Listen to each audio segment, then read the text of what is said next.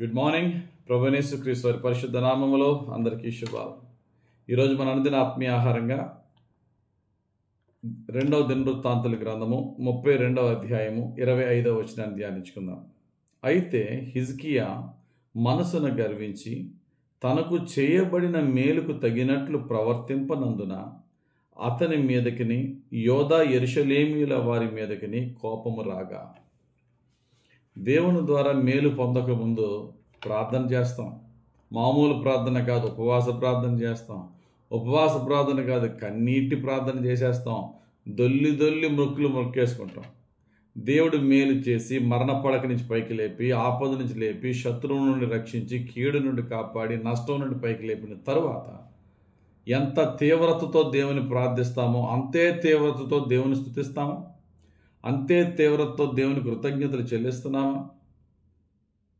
చెల్లిస్తాం. ఎప్పుడంటే ఇమ్మీడియట్గా కృతజ్ఞత కూడికి పెట్టుకొని కృతజ్ఞతలు చెల్లించినప్పుడు. అది డిలే అయిందనుకోండి, ఆ తీవ్రత తగ్గిపోద్ది. తగ్గిపోవడమే కాదు, చివరికి ఏమవుతుందంటే కృతజ్ఞతే పోద్ది. కృతజ్ఞతే పోవడం కాదు, ఇంకా వర్స్ట్ ఏంటంటే కృతజ్ఞత ప్లేస్లో గర్వం ఎంటర్ అయిపోద్ది. సాతానుగాడు ఏం చేస్తాడు, ఇది దేవుడి కార్యమే కాదు, నేను కూడా చాలా కష్టపడ్డాను, అయితే మా డాడీ, మా మమ్మీ, మా బావ, మా అన్నాలు చాలా హెల్ప్ చేశారు, పలానా ఫ్రెండ్ వల్ల భలే అయింది ఈ పని.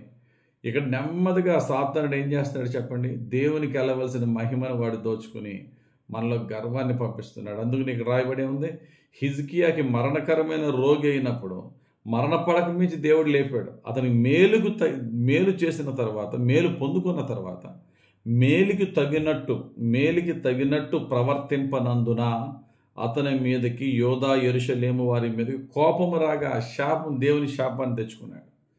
ఇశ్రాయేలు చాలాసార్లు చేసే తప్పు ఇదే.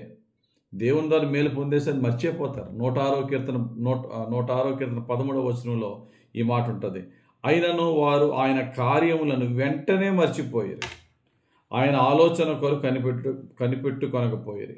అందుకనే దావీదు భక్తుడు 103వ కీర్తన 2వ వచనం అంటారు, ఆయన చేసిన ఉపకారములలో దేనిని మరవద్దు, కృతజ్ఞతలు చెల్లించు, దేన్ని మరవద్దు. ఆయన కార్యాన్ని రుచి చూచి ఆయనకు కృతజ్ఞత చెల్లించకపోతే అటువంటి వారు ఎవరట, వ్యర్థులైపోతారంటాడు. రోమిలికి రాసిన పత్రిక 1వ అధ్యాయం 21వ వచనం.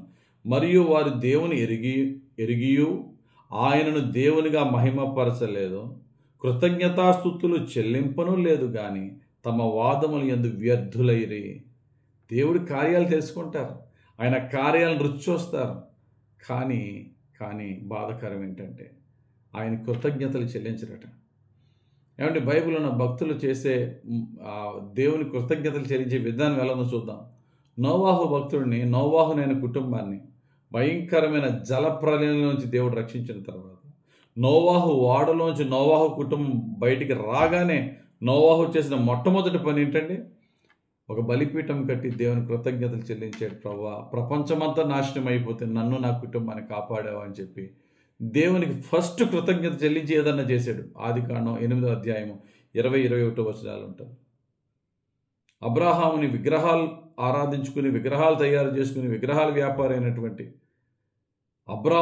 అబ్రాహాముగా దేవుడు ఆశీర్వదించాడు. అసలు మొట్టమొదటి పిలిచిన తర్వాత, అతని వాగ్దాన దేశం ఇస్తానని దేవుడు పిలుచుకున్న తర్వాత అబ్రహాము చేసిన మొట్టమొదటి పని ఏంటండి, దేవుని ద్వారా ఇంకా ఏది పొందుకోక ముందే అబ్రహాము ఏ స్థలానికి వెళ్తే ఆ స్థలాల్లో ఏం చేశాడండి, దేవునికి బలిపీఠములు కట్టి దేవుని కృతజ్ఞతలు చెల్లించినట్టుగా మనం ఆదికాండం 12వ అధ్యాయం 7వ వచనంలో చూస్తున్నాం.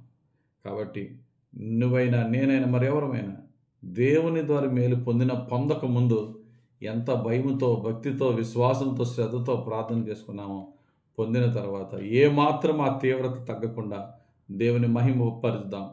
డిలే చేస్తే ఆ తీవ్రత ఉండదు. ఇంకా ఎక్కువగా గణపరచడానికి ట్రై చేద్దాం. ఇంకా హెచ్చైన దీవెనలు పొందుకుందాం. దేవుడు తన పరిశుద్ధ వాక్యం మన జీవితంలో నెరవేర్చును గాక. ఆమేన్. ప్రార్థన చేసుకుందాం. మహిమగల తండ్రి, ఈరోజు మాకు ఇచ్చిన ఈ వాక్యం బట్టి వందనాలు.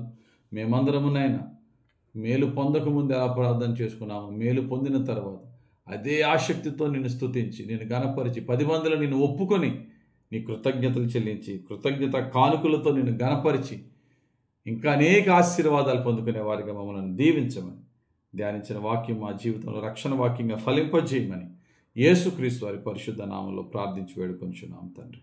ఆమేన్. తండ్రి యొక్కయు కుమారుని యొక్కయు పరిశుద్ధాత్మ దేవుని అభిషేకం మనం సర్వసత్యంలో నడిపించి బహుకృతజ్ఞత కలిగిన వారిగా దేవుని పట్ల నమ్మకంగా బ్రతికే భాగ్యం పరిశుద్ధాత్ముడు మనకు అనుగ్రహించును గాక. Amen. God bless you. Have a very blessed day.